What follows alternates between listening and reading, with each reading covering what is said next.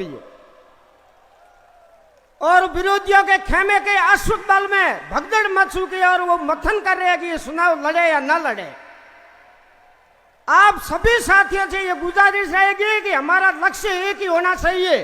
जैसा अर्जुन का लक्ष्य मछली की आंख थी, हमारा लक्ष्य भी एक ही होना चाहिए कि भाटी दिल्ली जाना चाहिए और हमारे आसपास में जो गतिविधियां होती है, कई दुर्योधन और शकुनी हमें भ्रमित करने की कोशिश करेंगे, उनकी तरफ ध्यान नहीं देते हुए 26 तारीख को भाटी का बटन दबा के भाटी को दिल्ली भेजेंगे तो पूरे विश्व में आपका डंका बोलेगा। लोग कहेंगे कि वास्तव में बाड़मेर जैसलमेर की जनता ने एक ऐसा राजनेता सुना है जिसकी पूरे विश्व में तूती बोल रही है। दोस्तों, अभी 3 महीने पहले हमने विधानसभा में टेबलेट टूटते हुए देखी है और यही हम दिल्ली के चांदनी चौक और बंगला साहब गुरुद्वारा के होते हुए संसद भवन में जाते हुए देखना चाहते हैं। अभी हमारे विधायक महोदय जो ब्रिटेन गए थे और लॉर्ड्स में जो राजस्थानी भाषा में जो भाषण दिया था, आज तक किसी तन सिंह के बाद में हमारी मातृभाषा का इतना सम्मान किसी ने नहीं किया जितना रविंद्र सिंह भाटी ने किया है।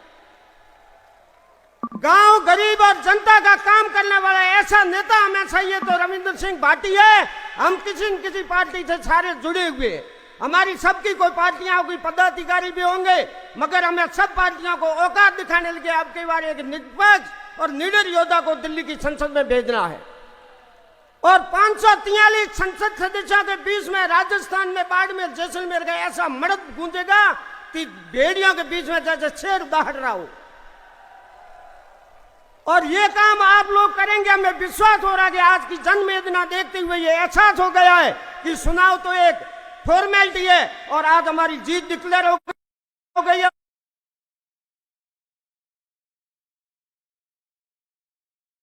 और भाटी दिल्ली पहुंचने के लिए अश्वत्थ बैग को सिंगार रहा है। आप लोगों का एक ही ध्येय होना चाहिए, हम सब जातियों के बंधु यहाँ हैं। भाटी के अंदर ना कोई जाति है, ना कोई धर्म है, ना कोई कुनबा है, ना कोई पक्षपात है। वो हर जनता का काम करने वाला है। ऐसा पूज्य तन सिंह जैसा, चंद्रशेखर के जैसा योद्धा हमारे बीच में कई वर्षों के बाद मिला है। आज हमारे कांग्रेस के जो राजस्व मंत्री और केंद्रीय मंत्री दोनों की जुगलबंदियां देख के हमें एहसास हो रहा है कि दोनों ये एक है, इनमें कोई फर्क नहीं है। और जब पूरा विपक्ष एक हो जाता है समझो कि हमारे शेर में दम है और शेर ईमानदार है। आप सबसे हाथ जोड़ के नम्र विनती है कि इनके झूठे लॉलीपॉपों के चक्कर में मत आना।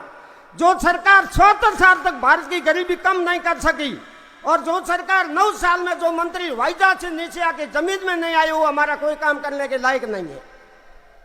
हमें उनको वापस उनका एहसास कराना होगा कि आपको मंत्री जनता बनाती है और आपको संसद और विधानसभा में जनता भेजती है और उसको जनता की तरफ से आप विमुख हो जाओगे तो वापस धरातल पे आ जाओगे और कर्नल साहब की तरह आप भी वापस उसी लाइन में लग जाओगे। धोखेबाजों से सावधान रहना है और मेरी सर्व जातीय बंधुओं से और विशेषकर क्षत्रिय समाज के सारे बंधुओं से नम्र विनती है, हाथ जोड़ के नीम विनती है कि आप किसी भी तरह के विचलित न होना। आपको सोशल मीडिया द्वारा भ्रमित किया जाएगा, झगड़ा करने की भी नीयत से लोग आपको टॉर्चर करेंगे, मगर आपका एक ही ध्येय होना चाहिए कि ठीक है साहब धन्यवाद, जैसा आपका ध्येय है वैसा काम करो। आप पलट के किसी को जवाब दोगे कि ये माहौल खराब हो जाएगा, लोग ये ताक में रहते हैं कि एक जाति को टारगेट करेंगे तो वापस हमारे को कहने को मौका मिल जाएगा। हरिजी चौधरी ने जो कमलेश पद्दा एनकाउंटर है और जो कारनामे किए वो हमें सब पता है।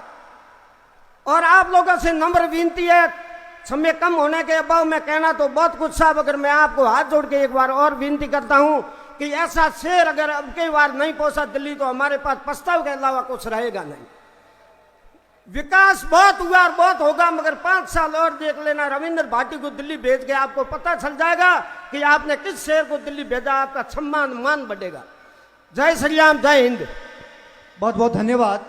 ये जो लाखों का जन सैलाब उमड़ा है, इसके लिए भोजन की व्यवस्था जो भामाशाह है वीरचंद जी वडेरा और लूण सिंह जी झाला, इन दोनों की तरफ से